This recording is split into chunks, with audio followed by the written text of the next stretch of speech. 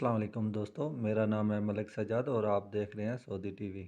दोस्तों, वीज़े के मुतालिक 3 नई अपडेट लेके आप दोस्तों की खिदमत में हाजिर हुआ हूँ। सऊदी महकमा पासपोर्ट ने गैर मुल्कियों की जानिब से पूछे गए मुख्तलिफ सवालात के जवाब दिए, जिनमें वीज़ा और इकामे से मुतालिक वज़ाहत भी शामिल है।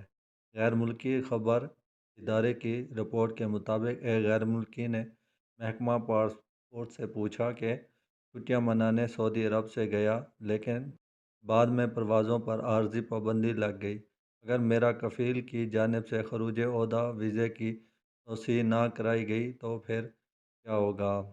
महकमा इदारे ने वजाहत की कि ज़ेर कफ़ील के वीज़े की तौसीक कराना कफ़ील का इख्तियार है। अगर वो नहीं कराता और 2 माह गुजर जाते हैं तो ऐसी सूरत में वीज़ा सीज हो जाएगा।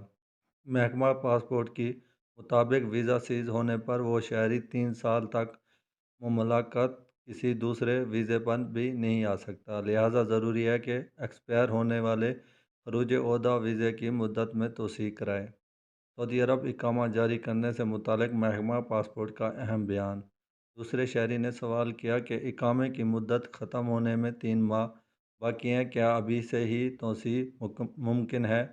सऊदी महकमा पासपोर्ट ने कहा कि इकामा एक्सपायर होने में 6 माह बाकी हों तब भी तोसी हो सकती है, जबकि घरेलू कारकुनों के लिए कानून तौर पर इकामा की तजदीद 14 माह कबल भी मुमकिन है।